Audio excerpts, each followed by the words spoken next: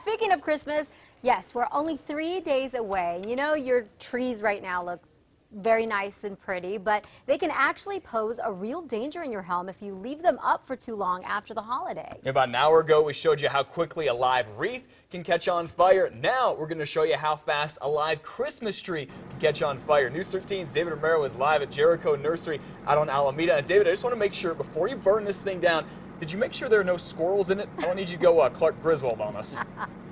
We shook them out. They're waiting safely in the truck. Everything's okay right here. But we're going to go right.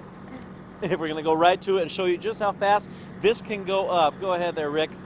And we're going to be talking to Chris Gober here from Bernalillo County Fire Department. What are we seeing right now?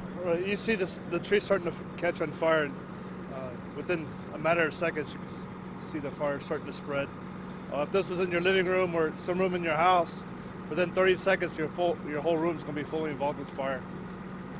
Less than a minute, your whole house is going to be full of smoke. Now, from the look of this tree, just by pure visual, what do we see? As far as like being a dry. Right. It's dry. You can see the brownness in the needles. It still has a lot of green on it. That's why it's not burning as well as we like it to. But you saw how quick the dry stuff would burn. If the whole tree was dry like that, it'd matter of seconds, and your whole house is on fire. The cold weather out here, is that affecting it at all? Or? It could be a little bit, but mostly there's still a lot of green in that tree.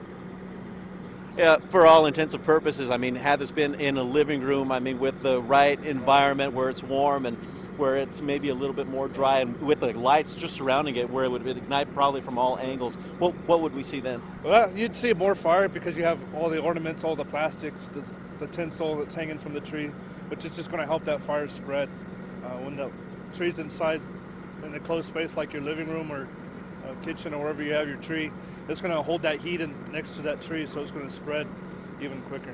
Okay, and now within just literally within a minute from Rick lighting it to what we're seeing now, this is typical of what would normally happen, right? Right, so if you had this tree next to your fireplace, you might not even notice that it's burning until it's too late.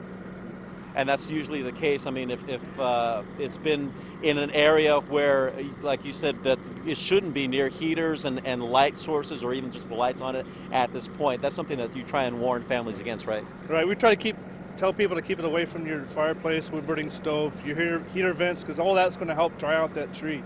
And that's another ignition source. We also advise people to keep candles and stuff away from the tree.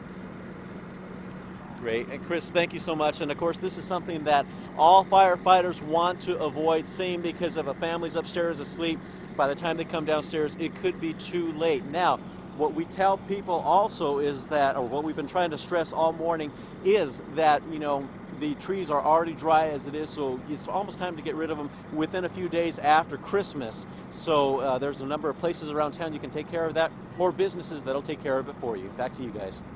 All right, thank you very much, David. Amazing how fast that thing got going. Keep this in mind, that was a relatively healthy tree out there. That thing was pretty green. Right. Could be very dangerous.